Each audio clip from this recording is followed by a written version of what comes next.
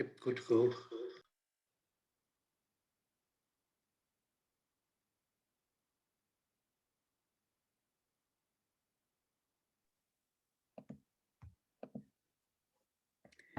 Welcome to the third of the HX Grow webinar series.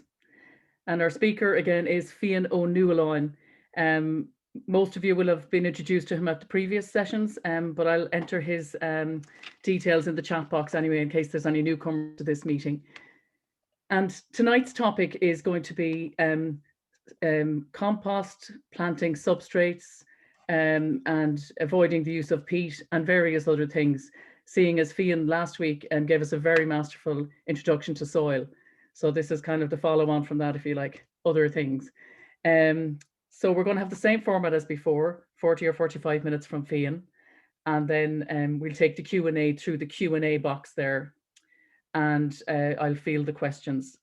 And just to remind you again, the chat box is open in case you want to just make comments to other attendees. So over to you, Fiann. Hi, everybody, you're welcome.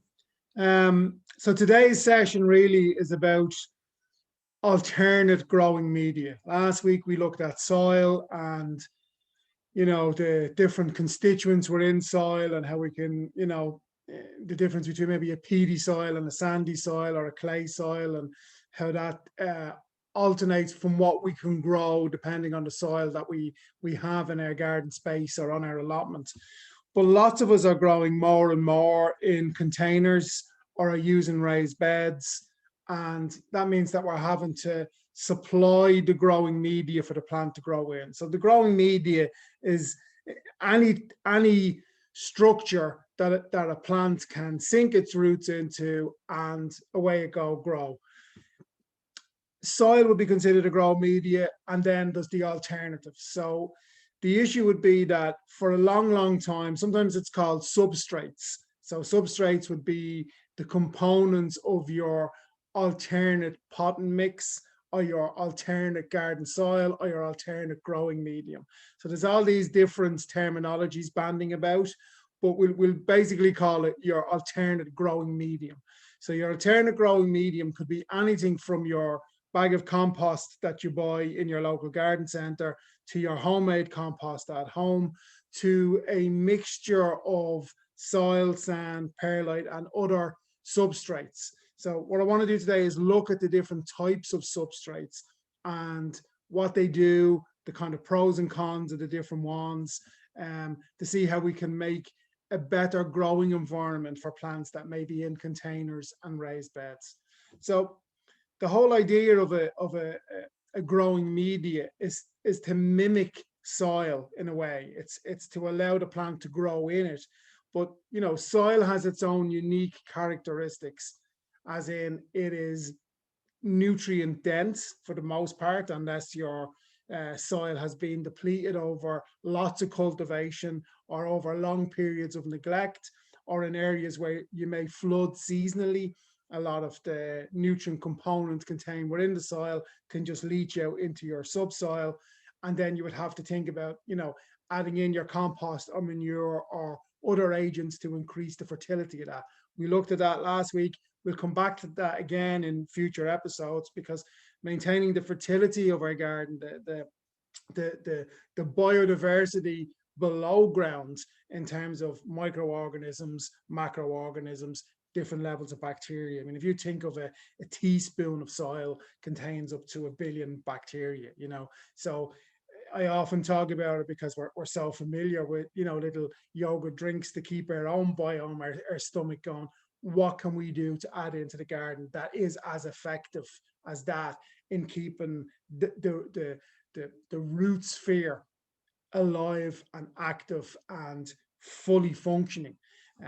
So because if we're going to be growing in pots, we're looking to mimic some of that nutrient density where we can.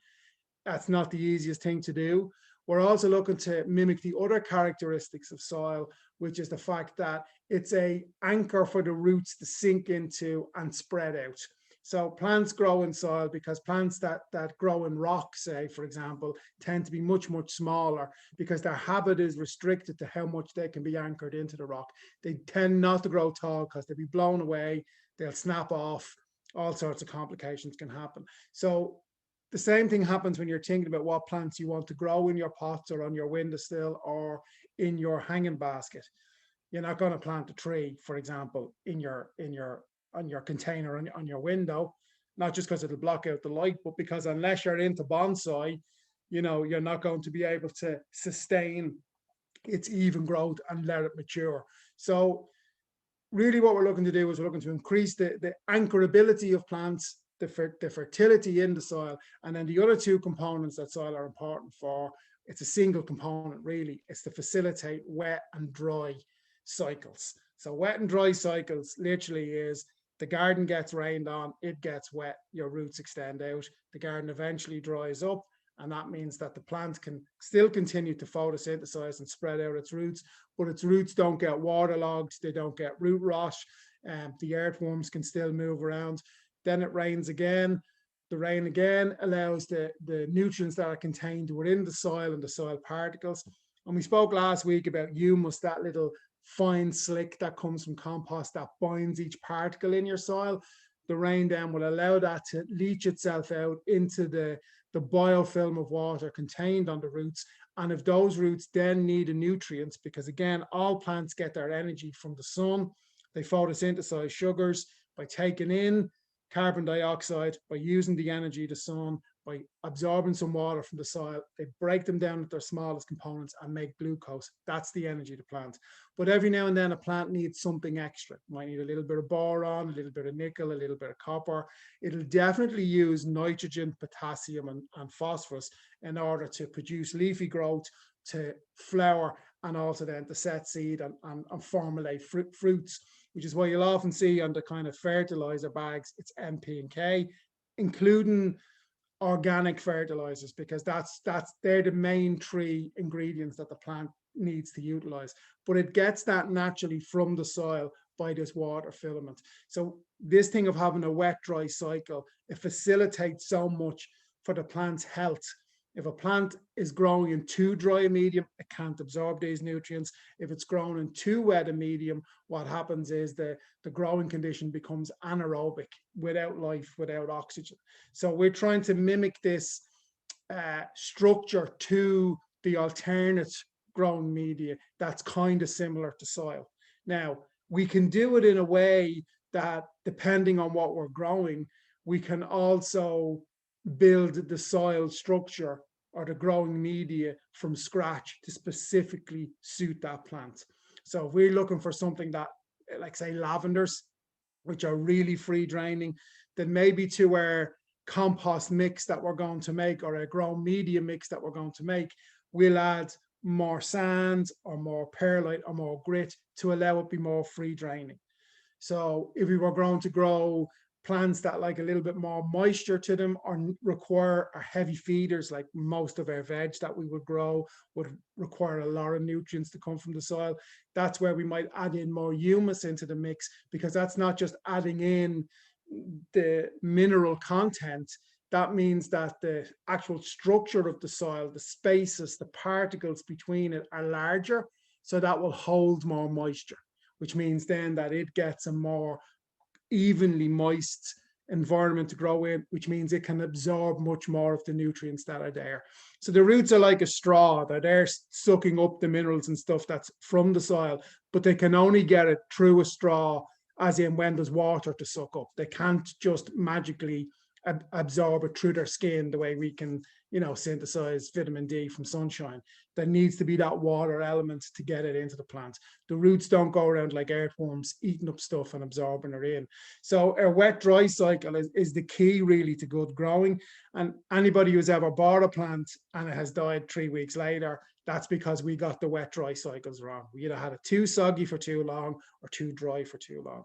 So in terms of putting your mix together, you'll often see, if you go into a garden center, it'll have seeding mix on a bag of compost, or potting mix, or ericaceous compost, or something else.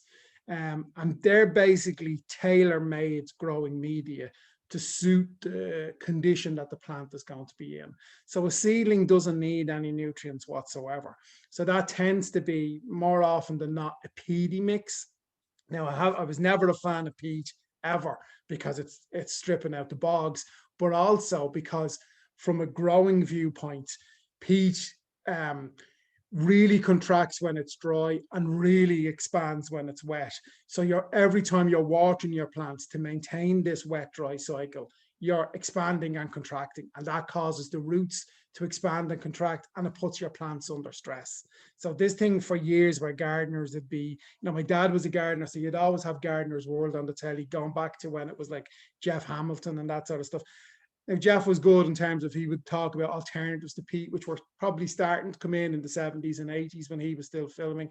But just this thing of this overuse of peat all the time as a structure to add into the garden, as a structure to add into your pot mixes, I just found it to be too detrimental. And even in the early days of me gardening, when that's all you could get was a bag of peat moss, I would always mix it with real garden soil and sand. So I would add in these substrates. So your substrates are basically the other stuff that you can add in to your peat in order to make it more like soil and not this contraction, expansion, contraction, expansion. Now, the thing with peat is, thank God, peat's gone out of fashion as such.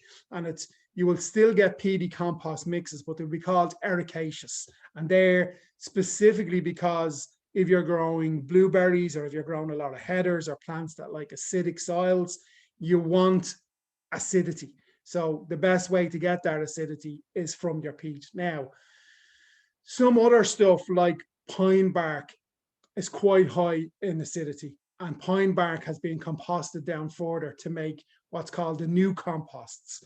So the majority of plants that if you go and you buy from your garden center and you bring it home in a little pot and you tip it out, and it's a real powdery substance, there's no substance to it really, because it doesn't have all the nutrients in it to sustain plant growth.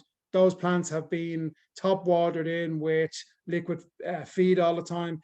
You may even see little yellow or little blue kind of baubles in that's a compost, a fertilizer that's been added into the compost to sustain that plant growth for 5 to 6 weeks, and then it's gone, it's spent, it's of no use. So you have to get it in its window of opportunity and plant it into your soil as much as possible, which is often why you'll see, like if you see tutorials of me and I'm planting on something, I'm often picking off elements of the roots, because the roots can get root bound in peat and these compost mixes.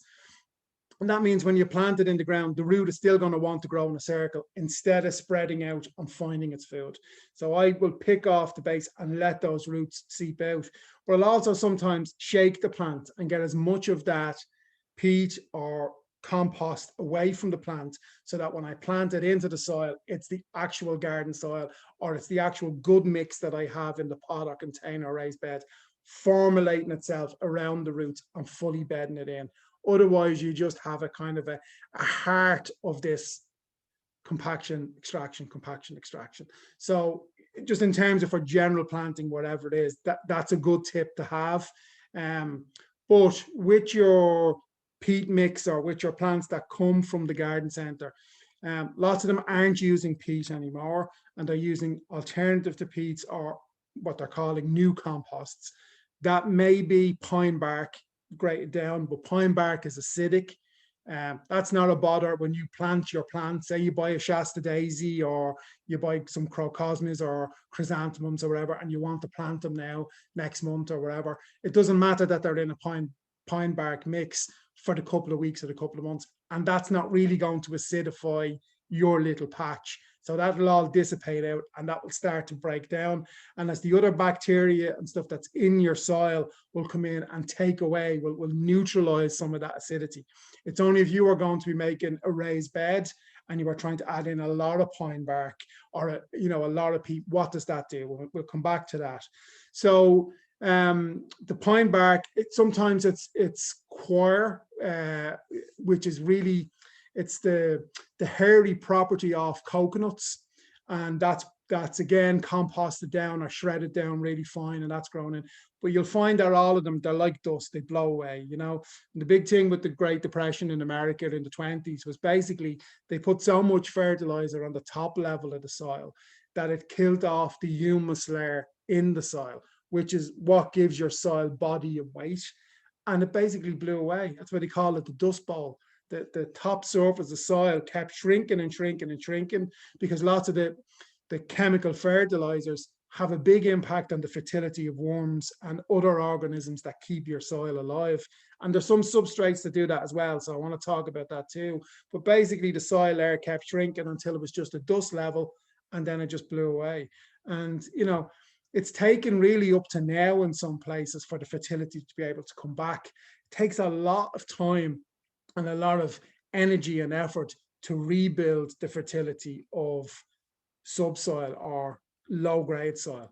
You know, there's a hell of a lot of like animal manure and stuff needs to go in, and in its time that needs a way of breaking down, and I'll come back to that again at a later stage of how appropriate that is for the garden or not. So your substrates that you're trying to make a compost mix, for your seedlings, you don't need much. It can be simply coir, it can be pine bark, fine pine bark, it can be the peat or the alternative to peats.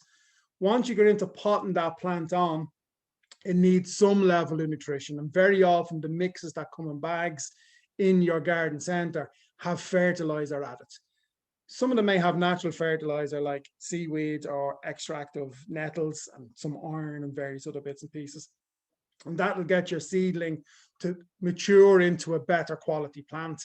And then pretty much you need to plant into the ground or into a better, stronger mix. And that's where the stronger mix needs really to be mimicking soil in terms of having bigger particles. So the way you get bigger particles into that is you can add in some garden soil, you can add in some perlite or vermiculite. Now, perlite is like polystyrene balls, you know, the little white, small little balls. And basically what it is it's puffed up volcanic rock to put it through a process. And that allows bigger particles because it's putting space between the finer particles. Again, each size you go up, each different grain, it's adding texture in. It's like making railway buns. So railway buns are basically currant buns. Depending on what part of Ireland you live in, some people call them railway buns. Apparently because there was a current in every station, as in there was currents all the way through. But anyway, that's what you're trying to do with your compost mix for growing on plants to a substantial level. You're trying to add much more materials in to make it a more full-bodied, holistically sustainable structure for a plant to take its moisture, to have a dry period, to be able to absorb nutrients and to be fully anchored in. So that doesn't happen in dust. You need body and weight. So your perlite is quite light. Then you have vermiculite, which is more flakes of volcanic rock. And the volcanic rock has 11 or 12 different types of nutrients contained within it. So as they're in your soil, it's not that they break down and release those nutrients. They will over time, but over a long time. But it's that when they're in there and the water goes in, the water takes that electrical charge, takes the ions, it's called cation exchange, takes the mineral elements and absorbs it into the water. And the water essentially then takes on that charge and passes it into the plant. And the plant then is able to use that to grow. And, you know, if a plant absorbs silica, that improves its immune system. If a plant absorbs potassium and phosphorus, that improves how it fruits and flowers. If it absorbs nitrogen, that's its leafy growth, and away it goes. So perlite is often used and vermiculite is often utilized in place of sharp sand or grit, as in it's there to put more spaces between to allow your soil or your substrate structure, your alternative compost to be more free draining. Another thing that we do that we want to do is, again, we're creating more spaces. It's to have the complement to that. It's to create the spaces where water pockets are going to form. So that's where we're looking to add in some sort of organic substrate. Now, that may be spent mushroom compost, that may be coffee grounds, that may be homemade compost, that may be your bag of wherever your mix is that you get from your garden center, and you add that in, and that again creates pockets. But because it's an organic material, it's like a sponge. The volcanic rock is a rock. The water slips off the side of it and away it goes. The organic material is a sponge. It holds on to the water. So what we're looking to do is we're looking to make that kind of, depending on whether we're growing a plant that needs a lot of water or a plant that likes to be free draining, we can mix up how we're going to have the ratios between our rock or our sand or our stone particles. Horticultural grit is another thing, which is kind of a smaller stone substrate that can be mixed in. That's all for the free draining. Your compost and your other organic materials are for your moisture level. I would do a kind of a 50-50 on that, so that what you're getting there is you're getting an all-purpose compost, and then the plant can choose to extend its roots as deep or as shallow as it chooses to, in order to be able to reach the different water table that's going to happen. Now, last week we spoke about your natural water table in your soil will be at a particular level. Your water table contained within your pots and your raised beds, well, they have to work a little bit harder to absorb the moisture. If you're growing in a raised bed, your raised bed is above a water table because it eventually meets where your soil is, and roots can extend down that deep, or through capillary action, the water can come up to the surface or up close into the root zone. If you're growing in pots, you're wholly reliable on that plant for its own survival. So you will have to water that. You will have to check it and make sure it's not overwatered.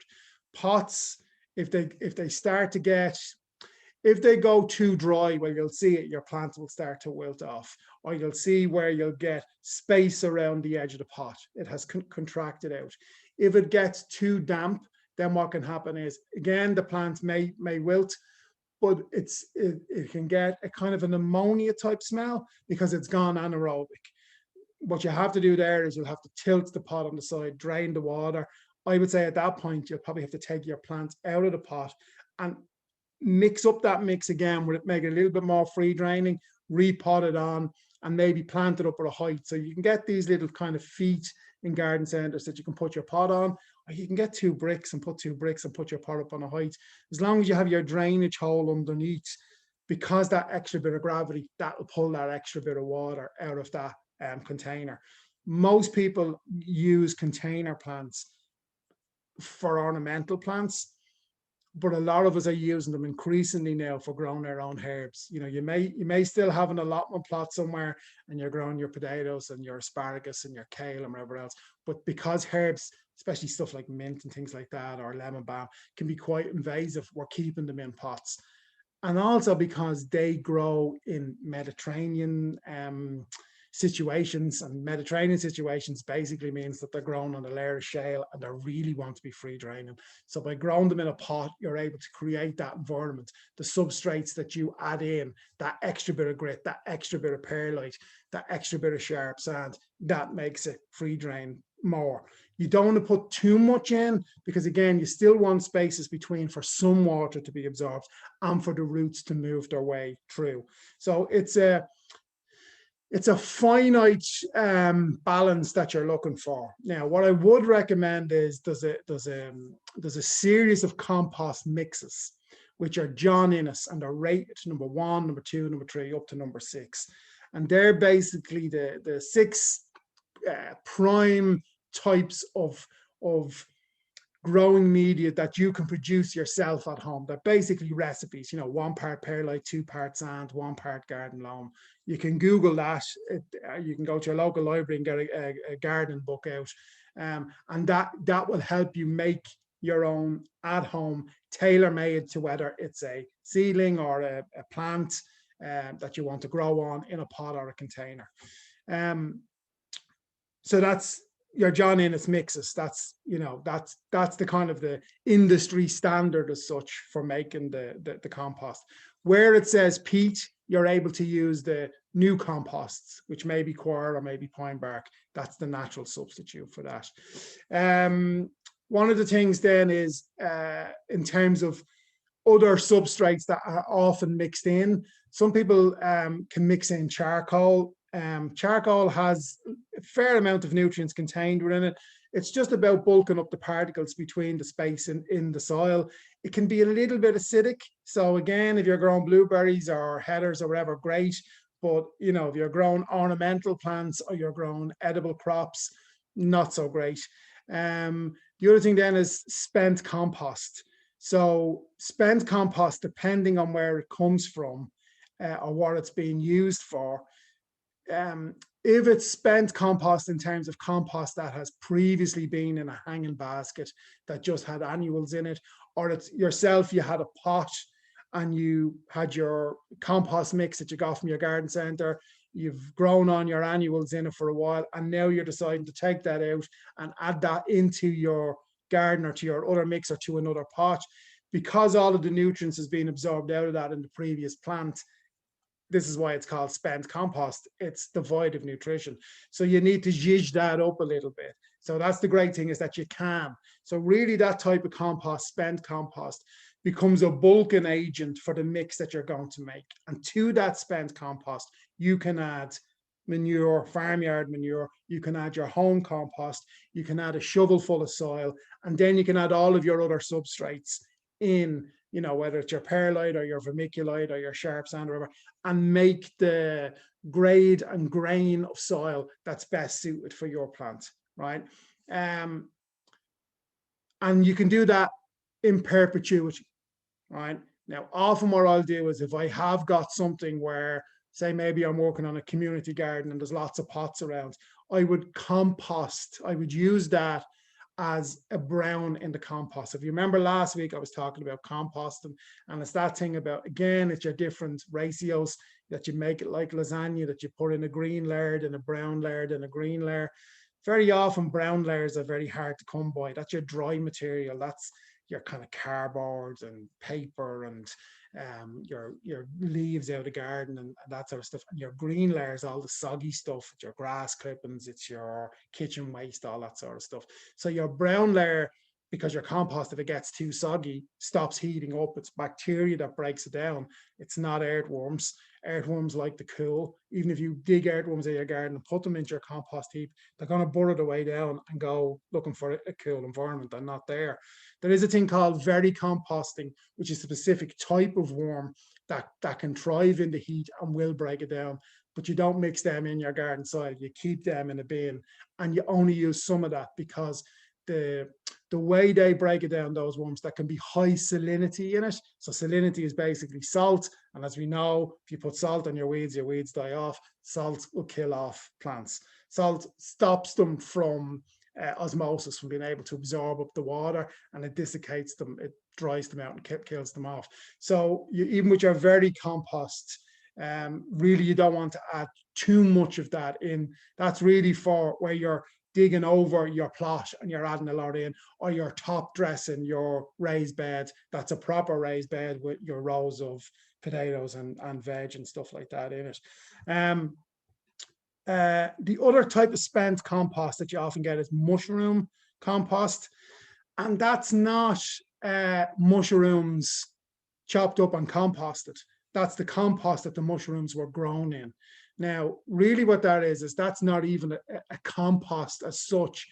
That's a particular set of substrates put together to create the best environment for mushrooms to grow into. So that's generally bark, broken down bark, straw, manure, and a thing called gypsum, which is an alkalining structure. It's a chalk. So the problem there is, between the high levels of chalk and the high levels of nitrates and ammonia that come from the animal content of that, again, that can have quite a high pH. So that when your pH is very acidic, there's a limited amount of stuff you can grow. By adding the lime in, the lime will take that back down again and bring it closer to neutral. But too much lime in your garden and in your substrate can inhibit the plant from absorbing up nutrients within the soil. Again, they're all finicky little balances and stuff like that. But your spent compost, when it arrives, that has so high nitrates and so high salinity that I wouldn't be using that in a potting mix for a pot. What I would use that for is I would use that if you were, say you were starting a raised bed, to put that at the base of the raised bed and then put a couple of shovels of real soil in and then your garden compost and your other stuff. Because what you're doing is you're burying the salinity down. And as it rains over the course of time and as you water in the garden, you will wash that salinity out down into the substructure away from doing any harm to your plants. And eventually it'll get neutralized and it won't be a bother. And eventually as it gets washed out, the earthworms will come and find their way into that sub-level and move it back up around where the roots are. So this is bottom dressing. Now, I know a lot of people are very interested in no dig, and no dig is brilliant because it does less damage to kind of earthworms and the mineral content of the soil. But if you're starting a raised bed, you can be no dig, you're building up. So your spent mushroom compost, because it's high salinity and often a high acidity, I would put that on the bottom level. I wouldn't like to top dress with that either. The rule that you kind of do with it is you put it aside somewhere for 2 years. Now, this is the same rule that when you get fresh manure from somewhere, it takes 2 years for it to naturally break down, for the ammonia and the high nitrates in them to leach out. So really what you're doing when you get your spent compost, that's not ready to go compost. That's compost that needs to be composted for a period of time, just to bring it down into a level that's okay for your plants. Right now, I know this all sounds like scary stuff, but it's, you know, this is how you make the cake. You know, you don't add in too much salt, you don't add in too much sugar, you don't add in too much baking soda, or it just doesn't taste right. So what we're trying to do is we're trying to look at all of these different mediums that we can get and how we put them together in the right proportions. So the other thing that people often have access to if they're living beside a kind of a coffee shop or whatever is coffee grounds. And I know there's a big kind of surge in that as a popular substrate to add into your pot and mixes, or as something that you can top dress your plants with. So it contains a lot of nitrogen, a lot of potassium, and a lot of phosphorus, which is brilliant. That means it's an all-round general fertilizer. Unfortunately, it contains caffeine, right? So the problem with that is your hands will tingle if you're using it barehanded. But the bigger problem with that is it has an impact on earthworm fertility. So where large quantities of coffee grounds have been used in raised beds or on urban farms or whatever, the population of earthworms can decrease by over 60% over the first 2 years of its use. So your earthworms really are what moves everything around your soil.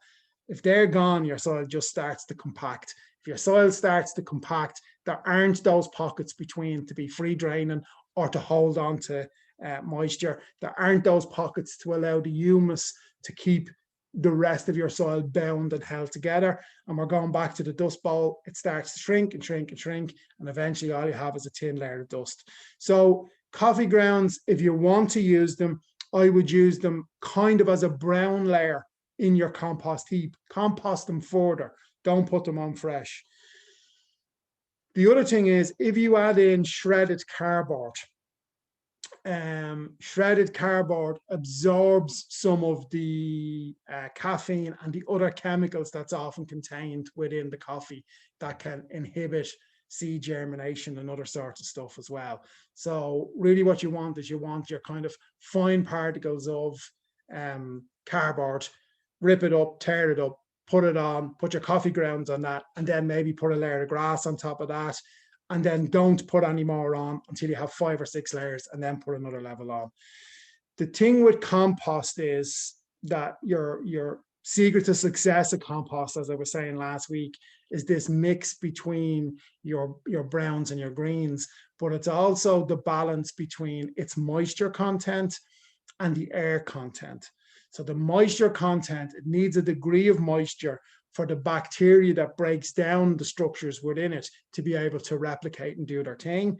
And when they replicate and do their thing, as in when they eat and munch and start decomposting, the heat that they give off, the heat that's generated, is the heat that further breaks down the particles into smaller particles. But the compost heaps also need air, because again, if there isn't these pockets between it, where does the moisture go? The moisture either drains out, or the moisture is held in and it becomes anaerobic. Your heap becomes too soggy. So you're always having to check your heap to make sure, and that may be like literally dipping your finger in or taking a top and squeezing it. And if it squeezes it and it's like a tea bag and it's running water, then you need to cover it with a tarp and not water for a period of time. Or you need to put more air in, and that's where you turn your heap over. So just as we're trying to make a substrate soil mix with all of these different particles and ingredients for our plants to be able to grow in, one of those substrates, compost, homemade compost, also needs a bit of work in being mixed up on a regular basis. So the point I'm trying to get across in today's session is it's about the mix. It's all about the mix. It's what the ratios is of parts that you use, and it's how often do you do something. So when it comes to traditional composting, very often people just add up all the layers, and then at the end of the year expect that it has broken down. You need to turn that over at least twice. So if it gets too dry, you need to water it. If it gets too moist, you need to let it dry out. The best way to dry it out is to turn it. If it stops cooking, as in if it's not giving off heat or steam, now, eventually it will, when all the bacteria do their thing, it will naturally cool down, and then it's safe to go on the garden. But if it starts to cool down midway through, you would turn it over. So compost that I've been starting since February, probably next month, I will turn that over. So I'll literally go in with the fork, turn it, the whole heap upside down into a set of pallets constructed beside it. If you have a tumbler bin, you're tumbling on a regular basis. If you have the little plastic container bills, you may need to lift that off and reshovel it back in again. And by turning it over, you're moving the bacteria around, you're moving the clumped up particles, you're breaking it up as you're going along, but you're allowing it to reheat up again. You're re-energizing it. People often go off and buy these different containers of they're basically nitrates to kind of kick the heat back into the heap and get it going. But simple turning it over, adding in a bit of air, adding in a bit of moisture, that'll keep your compost going. The better quality of compost with the less large clumps and stuff inside of it, that's the best substrate then to be adding in with your perlite or your sand or your grit or whatever. So in terms of, salvaging spent compost, the stuff that's just came from a bag from the garden center, you need to add nutrients to that to make it workable. The coffee grounds, you need to kind of compost that a little bit more, or you truly need to rinse it through. So you need to put it in some sort of container with lots of holes around the base and soak it and let the runoff run out and take as much of the caffeine and whatever out of it. You can do the same with your spent mushroom compost, but that has an even higher salinity. So where's your runoff going? So the other thing is, when you're leaving this stuff aside, that patch of the garden where you're going to leave this for the next 6 months or the next 2 years or the next 3 years, that little bit of undersoil is going to be saline, and there probably will be less earthworms there, and probably nothing might, when you move that heap, nothing may grow there for a year or two. Some weeds, which are quite stubborn, may colonize that little spot, and that's no bad thing. The other thing about weeds is that weeds, just in terms of compost heaps, because we're kind of talking about compost as well, that the weeds are dynamic accumulators. And that basically means that because most of the perennial weeds have a long taproot that goes down deep, any of the top layer of really good stuff in your soil that starts to get leached out as it rains and as you water, those roots, the weedy roots, suck them up and bring them into the plant. So when you pull out that weed and throw it on your compost heap, or mash it up and make it into a liquid feed, that's really nutrient dense. So weeds really are a gardener's ally. I know we think it's the bane of gardening, but when I see a weed, I think, oh, there's a chunk of fertility now that I can use. I can harvest this nettle and have a high nitrogen feed, or I can harvest this horsetail and use it for its silica content, or even just in terms of like your cleavers and your dandelion leaves and all that sort of stuff, they're packed full of minerals. Take them, shred them up as fine as you can, put them on the compost heap.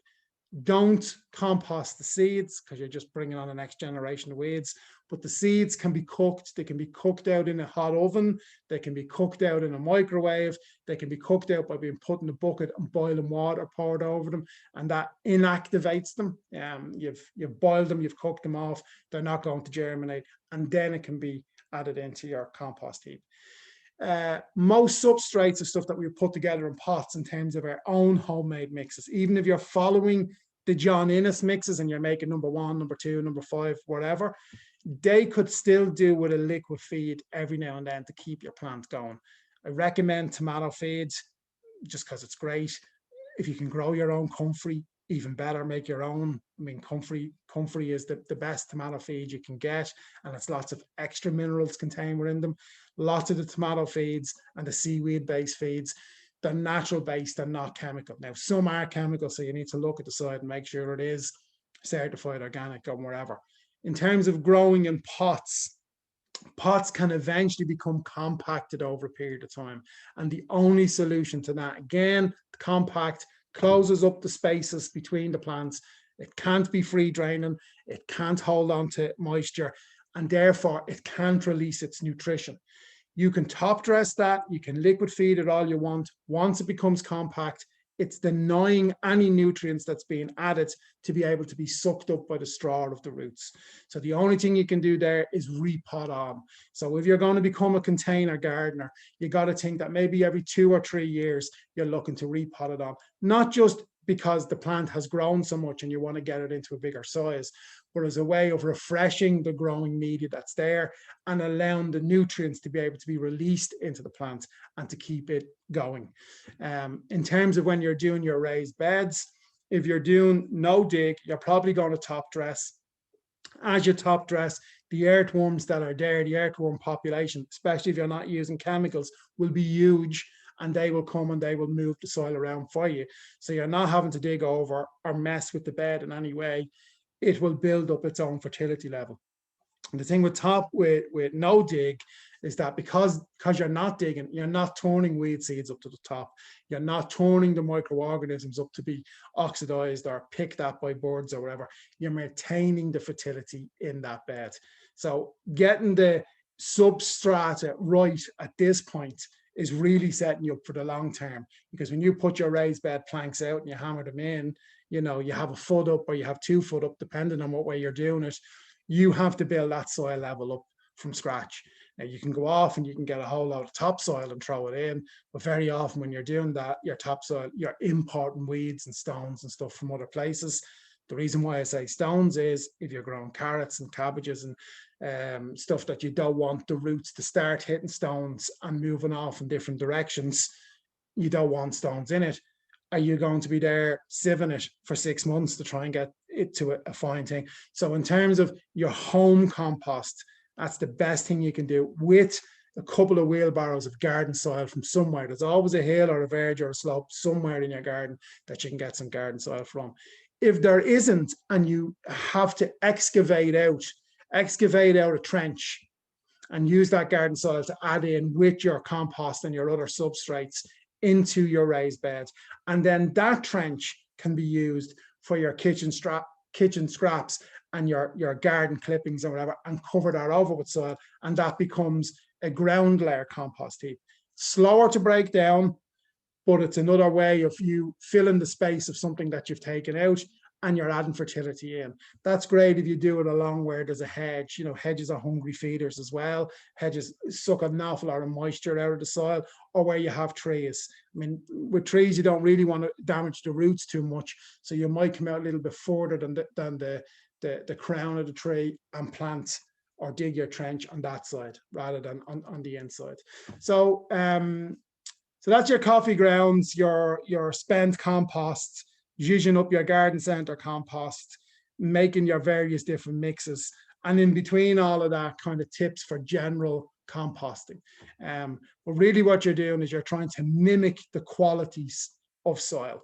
It's not going to feel the same, it's not going to look the same, but it's heavy enough, it has enough body for roots to anchor and to be able to hold. It has enough different types of particles in there to allow it to be free draining and hold moisture. And then at the same time, it's able to have a nutrient base that can feed the plant for sustainable growth. So that's the alternate growing medias. The great thing is that lots of them are commercially available. So, you know, you can go into certain garden centers, but there's also companies online that will deliver you a ton bag of the perfect thing to fill your raised beds or to fill your container plants for whatever you're choosing to grow. That's brilliant, Fiann. Fantastic overview. Suddenly making sense to me why my coffee ground experiment outside didn't work. Anyway, we've a bunch of questions as usual. Okay, first question. If peat is bad, why is it widely available? It's very hard to get anything without peat in shops. It's nearly all 50% peat. It's a 50-50. Yeah, it's crazy. Well, it's that thing that there's so many people employed in Ireland because we had such a large tracts of bog that it's an industry. It's an industry, and it you know, it's very difficult for industries to adapt to something different. It's the same, like I talk about hybrid cars all of the time. Why do we need a hybrid step? Why can't we just go straight to electric? Why do you still need to be putting petrol in? It's because fossil fuels will still be around for a long, long time. People aren't ecologically conscious when it comes to this, you know. Luckily, you know, I think Bord na Móna now have stopped most of their productions. I think that they might be going for 3 or 4 more years, but eventually it's going to be gone. In America, there's not that much peat over there. Like if you think of the peat here, there's 2 types of peat, but there's the sphagnum moss type peat, which tends to grow each year. And then there's the peat bogs that we've pretty much stripped out to completion. They will take millennia to reform. The sphagnum ones will regrow eventually over time. So you could develop some level of sustainable peat production just for garden center products, but not for kind of lighting your fires and doing whatever. In America, where they did have bogs and they did use peat in the horticultural section, they're almost, I'd say 80 to 90% coir now. So they're using other stuff, including things like peanut hulls and rice hulls and that sort of stuff. So there's a whole other world that will eventually have to kick in, not just to save the planet, but because we will have run out of the resource. So, you know, fingers crossed, let them get to 50-50, then let them get to, you know, 60-40, and then eventually peat won't be around at all. You know, we don't need it. And it's, to be honest, it's rubbish. You know, all it is a bulking agent, you know, that's all. Yeah. Another questioner there says that they used to use phostrogen on busy lizzies and rubber plants and tomatoes in an office, and those plants liked it. Is this useful as an all-purpose outdoor plant food? Yeah, it is. There's a thing about kind of, you know, peak phosphate and stuff like that, of how much of it is actually in the planet and have we nearly used all of it up, and what are the alternatives? And it's that thing that you will get it in seaweed, you will get it in tomato feeds. A hell of a lot of the weeds take it out of the soil. So we may end up having, when you go in, it won't have your tomato feed on it. It'll be weedy mix, you know, maybe it'll be Fiann's weedy mix. Keep an eye out for Dragon's Den. But it's that thing that if, you know, it does work. It is an all-purpose fertilizer. It's great for all sorts of stuff. But will it be commercially available in 5 years' time? And what's the other stuff we need to look at? But if you have a healthy growing media, the plant will source what it needs to. I mean, it's, you know, the kind of the permaculture mantra is feed the soil, not the plant. You know, so if we're constantly having to liquid feed plants or put little fertilizer sticks and stuff like that in with the plants, then we're artificially keeping them going. And the 1 month that we forget to do that, or the 2 weeks we're away on holidays, the plant starts to go into stress. So it's better to let the plant take its own source of nutrients from what it's growing in. Now, I know there's always the case of, you know, if something is suffering badly, okay, go give it a feed and do whatever. But it's interesting to see where we might be in 5 years with what's commercially available. Okay, really good long-term advice, Fiann. The next questioner says, coffee grounds are not so good for earthworms. Is there something particularly good for earthworms that can make soil more earthworm friendly? It's funny because there's more things that are bad for earthworms that we actually use in the garden than is good for earthworms. So any of those liquid feeds, again, can have a complication with, because if there's copper or there's zinc, or there's a lot of iron contained within them. So that's all of your kind of green up your grass type stuff. That's also most of your kind of fertilizers for getting your ornamental beds looking as lush as they possibly can. But that's also in kind of liming agents and that sort of stuff as well. Like the gypsum and things like that, which is kind of a chalk. We used to do kind of ground down limestone, and that didn't have a big impact on the earthworm population. The earthworms like a cooler type of soil. They also like a soil that is rich in humus. That's what they do. They spend all day eating humus. They excrete out a finer quality soil substrate in itself that's nutrient dense. So they're the engines of keeping the garden kind of fertile. So if we feed them right and we don't overheat or over chemicalize the garden, they will thrive and do their own thing. They also like a fair degree of moisture. So that's the other aspect of it. If your garden is going to be something like, if you have a lawn, you really don't want to be wasting water just on a lawn, you know. But if you're growing lots of vegetables, or you're growing lots of organic ornamental plants and that sort of stuff. In Ireland, luckily, we have a fair amount of rain, but there will be dry seasons. So I would recommend people now at this time go out and get some water butts or containers that you can gather water and be able to add moisture content into the soil. I mean, if you think of, you know, very much after it has rained in the night, that's when you'll see the little worm casts on your lawn. Gardeners for years have been raking up those worm casts and adding them into, you know, their veg or into their pots and stuff like that to get this really, I mean, it contains all of the essential nutrients to get a plant to really kind of rocket into growth and be sturdy. So this is the stuff that you want. This is gold dust. But that happens after it rains. And it's interesting when you see starlings pecking at the soil, what they're trying to do is they're trying to create the same vibrational frequency as rain to trick the earthworms to come up to the surface so that they can have their lunch. You know, I often think nature is fascinating. Like, how did they know? You know, so it's this instinctual thing within nature. But yeah, in terms of the earthworms, they need a little bit of moisture content within the soil. How do you get that? The particle size within your soil. So that's all about how much more compost and how much more humus you can add, you know. And it's that thing of, as a gardener, you know, that you may be shoveling manure for the rest of your life, but that's it. You know, you have to kind of do that to keep everything ticking over, to get a good equilibrium going in your garden, and then you're just sustaining it from there on in. Fascinating, Fiann. Another questioner asks, how is it best to refresh soil in a very large container? And the person has an old bay tree, but the roots are right up to the top of the soil. Yeah, so that's where you're looking at kind of potting on up to the larger size. I mean, you can see, it depends on the pots, because some of these kind of circular pots where the pot bevels out at the edge, the roots are there and they won't actually come out. The top lip is narrower than the circumference of the pot. And what you're going to have to do there is you're going to have to get a pruning saw and go in and take off some of the roots to be able to lift it out, clear out the pot, shake off as much of the soil around the roots, repot it in with refreshed compost. So now you may have it in a pot that it's easy to lift out of, and that's grand. You may have it in a pot that you can lift it out and put it into the next size up.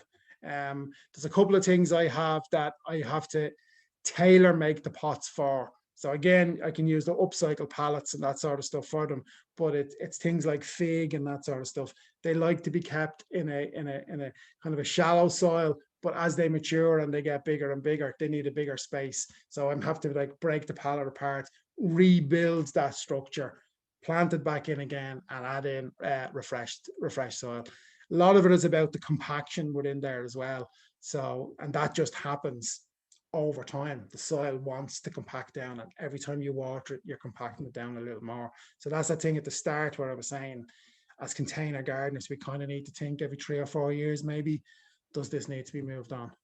But it's not a horrendous task. The bay will survive. You know, you'd be doing a good thing to pot it on. It might even get a big flush of growth.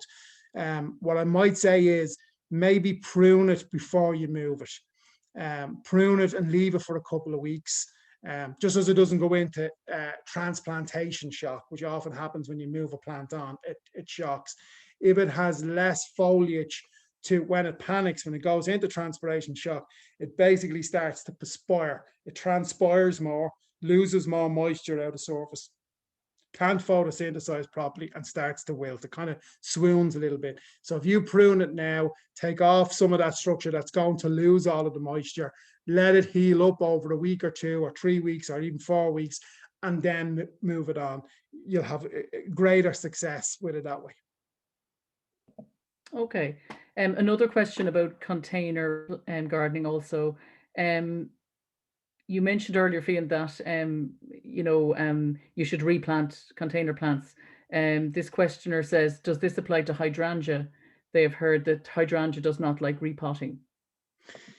Well, see, some hydrangeas and some rhododendrons and some azaleas and stuff like that, they've traditionally been grown in a pot environment for the duration of their life cycle. And their life cycle might be 6 or 7 years, it might be 10 or 20 years, and then away they're gone. So you can leave it there if it's doing well and it's thriving. But if all of a sudden it's not flowering or it's dropping leaves, or again with hydrangeas, if it's changing color, if it's going from pink to blue or blue to pink, that's got to do with how the acidity of the soil is actually altering. And there's tricks that you can do by sticking in rusty nails to change the color and that, so you can actually have a blue one grown beside a pink one and everybody goes, oh, how did you get that?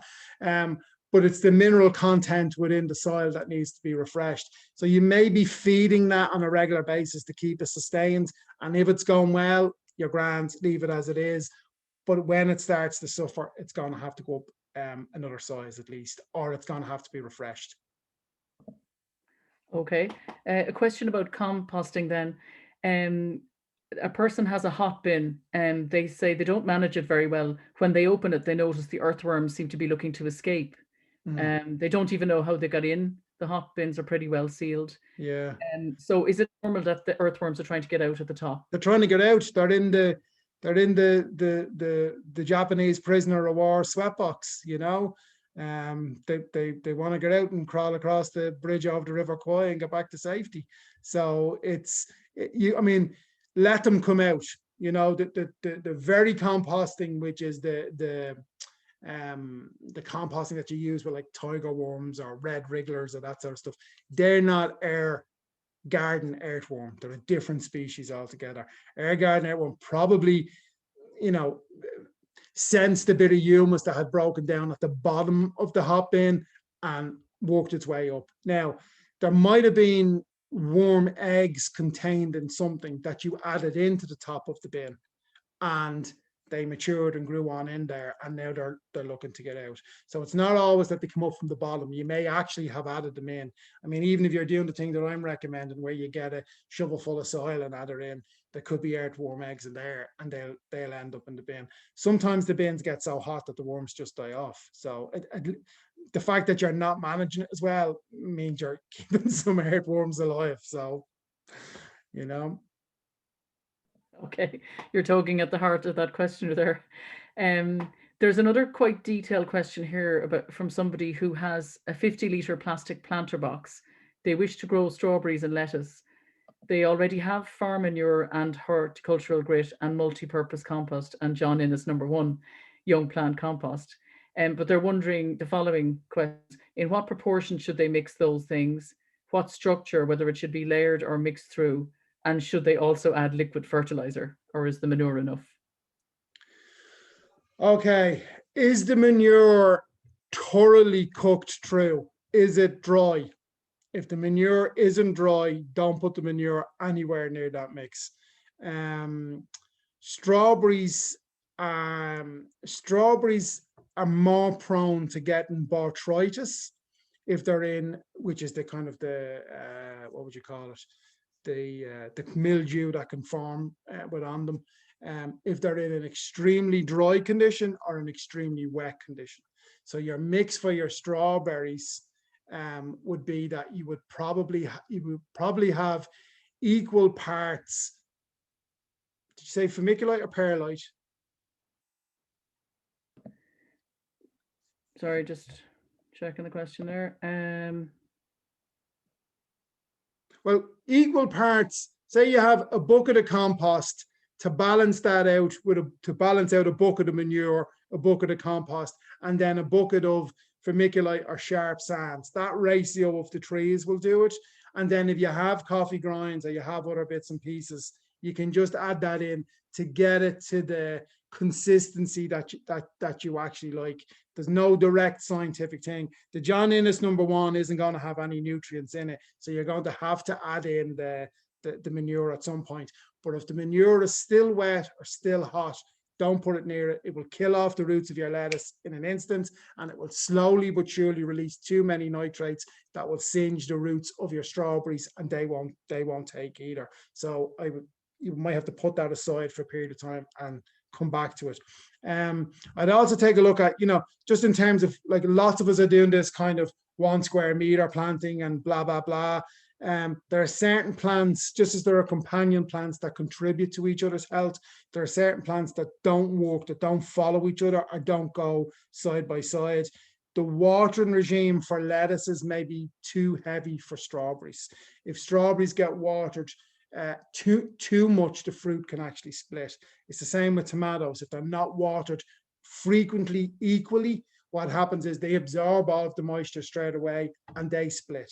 So if you're getting lots of strawberries, it's because you're adding too much water to it. That generally doesn't happen when you're growing it in grow bags and stuff, because you have a regime for that.